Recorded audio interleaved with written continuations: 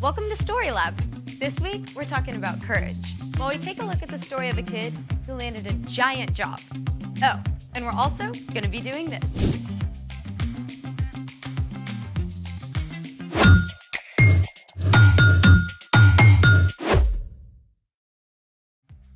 Hey, I'm Skylar. And I'm Sebastian.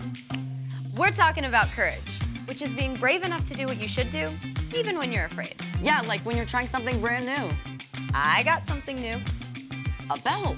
Nope, it's a slingshot. No, that's not a slingshot. Of course it is. I used to make slingshots with sticks and rubber bands. This kind of slingshot is sometimes called a shepherd's sling. Oh, you're talking about David and Goliath. Spoiler alert! Today's Bible story is about David and Goliath. I've always wondered how David could knock out a giant with one stone. Well, check this out. Some ancient armies had slingers who could shoot stones over 60 miles an hour up to 400 meters. They were sometimes faster and more deadly than arrows. I'm sorry, I misjudged you, slingshot bow. Don't feel bad. Don't feel bad. Oh, and get this. Sometimes the slingers would write insults on their stones before shooting them. Archaeologists have dug up stones that read, "Take this, victory, catch." Oh, and wait for it, ouch. Oh, for reals? I did not make that up. So how does this thing work? This is the cradle, and these are the retention cords. The sling acts as an extension of your arm. And when you place a stone in and spin it, the sling multiplies the force of your throw. We gotta try this out. Let's do it. Okay, you see that target? Yeah, Can you see through the goggles? I can see. Okay, one of us is gonna hit that target. None of us are leaving here until one of us hits that target. We're gonna be here for a while. I'm gonna hit it. She's not gonna hit it. Okay, don't try this at home. We're in a professional story lab. True. Okay, first, you're gonna take your index finger and you're gonna put it through the loop. Okay, I got it. Got it? Okay. Then you're gonna grab onto this retention cord. Okay. Make sure you hold on tight. Then you're gonna place your stone in, and then you're gonna swing with a bunch of momentum from an underhand arc. All right. Once enough momentum is built, you're gonna release the retention cord. All right. Okay, ready? Yeah. Hey, that was pretty close. Hey, let me go. Let me go. You go first. Let me go. Okay. I'm gonna try the figure eight. Or not.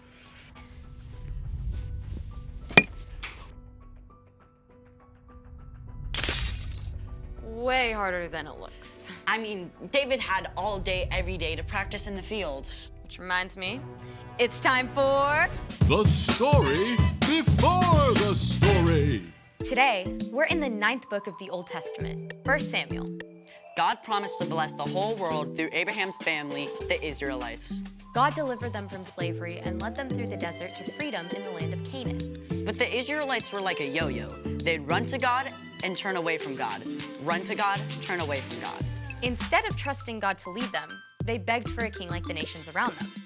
And God gave them a king, Saul. But Saul turned his back on what God wanted too. Which is where our story starts. Take it away. Hey, Erica. Hey everyone! At this time, one of the ways God spoke to the people was through a priest. The high priest Samuel had loved and listened to God since he was a young boy, and he was deeply saddened when he saw that King Saul was ignoring God. But God spoke to Samuel. I am sending you to Jesse in Bethlehem. I have chosen one of his sons to be king. So Samuel was in a tricky position. Saul could have Samuel killed for anointing a new king, but Samuel chose to be brave and do exactly as God had told him. Samuel traveled to Bethlehem, where Jesse lived with his sons. The first son, Eliab, was tall and handsome and definitely looked like king material. And Samuel thought to himself, Oh, this has to be the one the Lord wants me to anoint for him. but God had something super important to say to Samuel. Do not consider how handsome or tall he is. I have not chosen him. People look at the outside of a person, but the Lord looks at what's in his heart. Jesse had 6 other sons stand right in front of Samuel, but even though they looked pretty kingly, God made it clear to Samuel. Well, God hasn't chosen them either. Are these the only sons you have? Well, my youngest son is taking care of the sheep. Well, okay, send for him. So, of course, Jesse sent for his youngest son, David. And when David showed up, well, he looked and smelled like he'd been hanging out with, well, a bunch of sheep. But God was looking at David's heart instead of his haircut. He told Samuel, Get up and anoint him. This is the one. So Samuel poured oil on David's head, a special sign that God had chosen him to be the next king of Israel. Okay, now, just to be clear, David was not king yet. In fact, Saul didn't even know there was a new king waiting in the wings. He was busy leading the nation and later trying to fight off a Philistine invasion.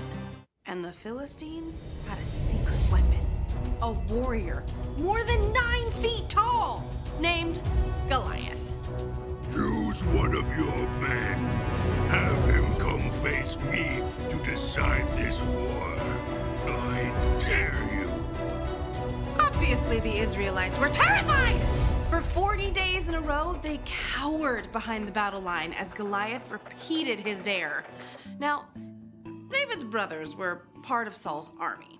And after all this time, their dad wanted to make sure they were okay. So, Jesse told David to leave the sheep behind and take some food to his brothers. David arrived just in time to hear Goliath's challenge. Come and fight me. I dare you. Right away, David turned the men around him. He's bringing shame on Israel and trash-talking God.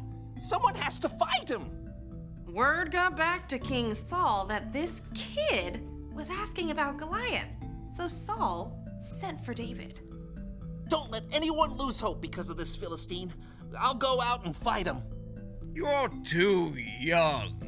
When I'm taking care of my father's sheep, sometimes a wild animal attacks. I go after it to save the sheep. I've killed a lion and a bear. God saved me from them, and he'll save me from this Philistine. Go. May the Lord be with you. At first, Saul wanted David to wear his own armor. But it was super heavy, and David wasn't used to it. So David shrugged it off and went and found 5 smooth stones from the stream instead. Come and fight me! This time, when Goliath made his challenge, David stepped forward. The warrior mocked him. Come over here. I'll feed you to the wild animals. You come against me with a sword, but I come against you in the name of the Lord. He'll give me victory over you. As Goliath moved to attack, David raced forward. He took one of those stones, fit it in his sling, and spun it with all his might. The stone sliced through the air and hit Goliath squarely on the head. Ow. The giant swayed and fell to the ground, dead. When the Philistines saw their hero was dead, they panicked and ran. The Israelites chased them until their whole army scattered. And Saul was so impressed with David, he invited him to come and live at the palace. The end. That story gives me the chills, no matter how many times I hear it. I mean, how did David have the guts to do that? Well, David had gotten in the habit of talking to God every day and asking for God's help to protect the sheep. So when he came up against something that seemed impossible, He had practice. He was ready. so what's our part in this story? Now, I don't think any of us will meet a 9-foot-tall giant soon, but you probably are going to face something that feels big and impossible. Maybe someone you know is sick. You're super nervous about visiting them, but you can encourage them and show them God's love, even when things feel dark. Or maybe your giant is PE. I have a friend who hates running. She was gonna pretend to be sick on the day she had to run a mile in PE. What happened? Well, we talked to God about it together, and she got out there and ran. Wow. Yep. You don't have to do the impossible alone. Jesus went up against the biggest, scariest thing of all, death, and he defeated it. God raised Jesus from the dead, and when we believe in Jesus, we get to face our fears with the very same power that raised Jesus back to life. All right, you guys, I'll see you next time. Bye, Erica. So here's the thing. You can do what you should, even when things seem impossible. Like actually trying to hit the target with this thing. We looked a little weird. Yes, we did. Want to try again? Absolutely. Thanks for joining us in the Story Lab. See you next time.